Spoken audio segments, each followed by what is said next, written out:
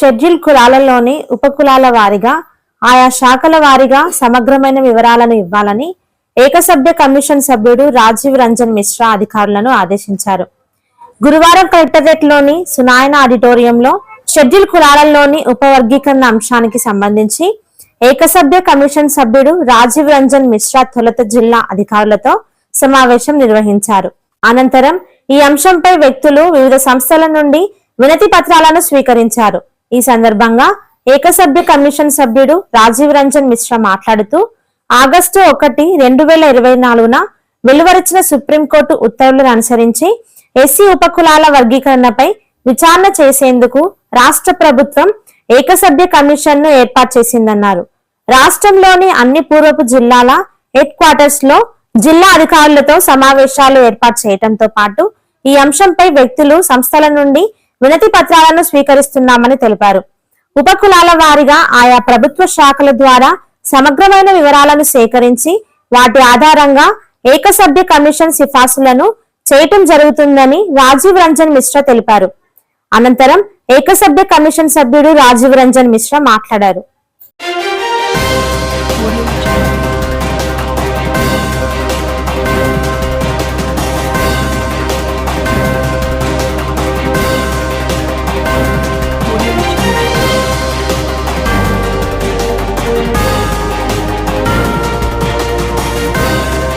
రెడీగా అవైలబుల్ ఉండదు.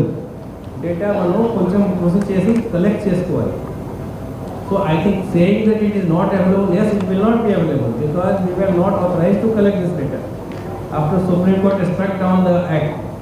But now Supreme Court has permitted, so that's why we are in a position to collect the data. So I think we have to do a little bit of extra work, otherwise the commission will not be able to decide on the objective unless we have the enough data. So that's why this exercise.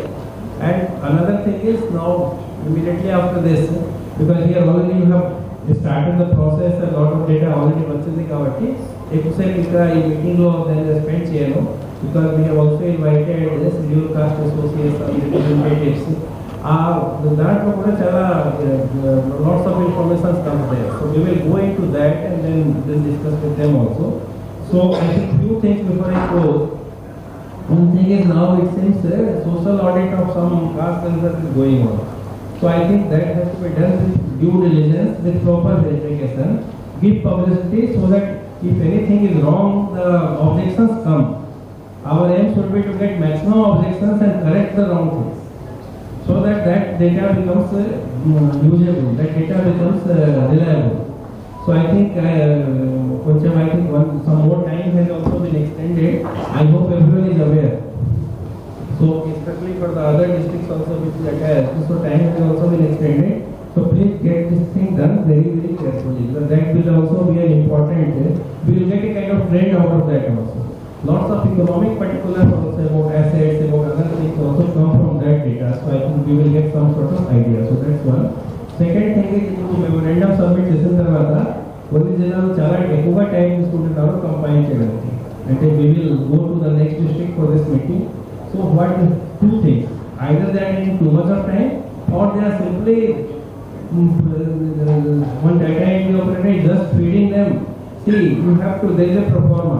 Andhra Pradesh ప్రభుత్వం నియమించబడిన one man commission retired IPS అధికారి అయినటువంటి రాజీవ్ రంజన్ మిశ్రా గారు ఈరోజు కర్నూలుకు రావడం జరిగింది. మేము BSS రాష్ట్ర అధ్యక్షులు, నా పేరు రామతీర్థం అమరేష్. ఈరోజు మా బృందంతో కలిసి కూడా ఈరోజు మేము నివేదిక కొంచెం సమర్పించడం జరిగింది కమిషన్కి. ఈ భారతదేశంలో ఏదైనా న్యాయపరమైన సాంకేతికపరమైన అంశం ఏదైనా ఉందంటే అది ఎస్సీ క్లాసిఫికేషన్ కూడా ఈ సందర్భంగా నేను తెలియజేసుకుంటున్నాను. మాదిగలు 3 దశాబ్దాల నుంచి ఎస్సీ వర్గీకరణ కోసం పోరాడుతున్నారు.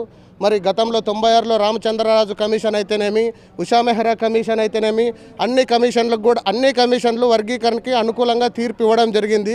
గతంలో వర్గీకరణ ఇంప్లిమెంటేషన్ జరిగింది, కానీ కొంతమంది తీర్పు వలన కూడా ఆగిపోవడం జరిగింది. ఇప్పుడు 7 ధర్మాసనం సుప్రీంకోర్టు కూడా తీర్పు ఇది న్యాయపరమైన అంశమైన కూడా తీర్పు ఇవ్వడం జరిగింది. కాబట్టి అందులో భాగంగా ఏపీ ప్రభుత్వం ఈరోజు వన్ మ్యాన్ కమిషన్ నియమించింది. కాబట్టి ఖచ్చితంగా ఎస్సీ క్లాసిఫికేషన్ ఏర్పాటు చేయాలా.